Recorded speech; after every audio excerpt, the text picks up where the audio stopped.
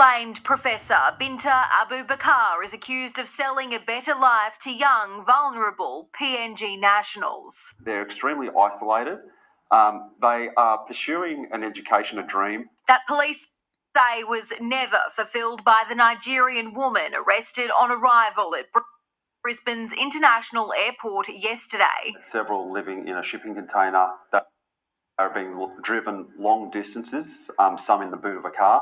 Federal police allege between March 2021 and July 2023, she lured 15 people to southeast Queensland for education scholarships. On arrival, they were told they had large debts to repay to cover visa and moving costs. Abubakar is accused of instead subjecting victims to hard labour, fruit picking at farms in the Lockyer Valley and Caboolture. The woman received wages from the farms on behalf of the students, but then withheld that money. The woman threatened to arrange for the PNG nationals to be deported if they did not comply.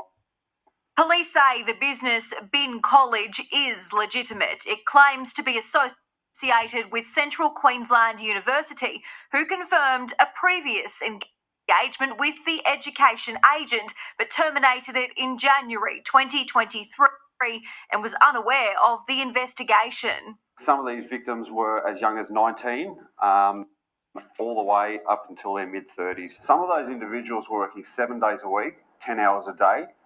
56-year-old is facing 31 serious charges, including human trafficking. She was released on bail and will be back in court in September. She faces up to 12 years prison in the country where she promised freedom. This case mirrors global concerns about how vulnerable individuals are moved across borders under the illusion of safety or opportunities, only to be trapped in informal labor, coercion, or smuggling networks. In South Africa, we've seen Ethiopian migrants locked in rooms in Sandton or found tied up, having been trafficked across multiple borders with the promise of jobs.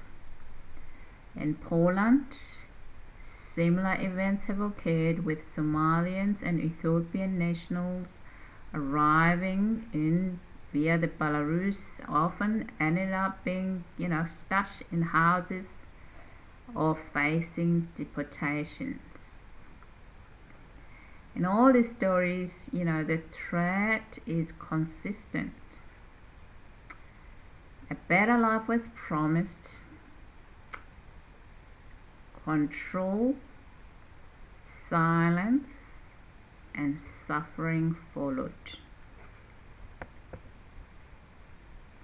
The charges faced by Abubakar could lead to 12 years in prison under Australia's strict anti-trafficking laws, but her case also forces us to reflect around how do we differentiate legitimate migration support from exploitation recruitment?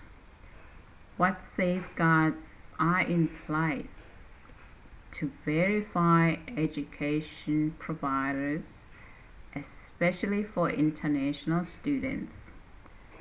Most importantly, how do we actually ensure cultural competency, trauma-informed practice, and human dignity for all who cross our borders? This case also highlights the very gaps that around the border oversight, the migrant protections, and the failure of regional cooperation. So it also calls on us really to, as practitioners, educators, and advocacy, global citizens, to strengthen early detections, safeguard reporting pathways, and ethical international partnership that upholds rights, not exploitation. This is not just about one woman, it's about a global failure to protect vulnerable, and whether it happens in Australia, South Africa or Europe, the call is clear. If we really are credible on human rights abroad, we must consistently do it here at home, and let's build a system that don't just offers visas but also offer dignity, safety and truth.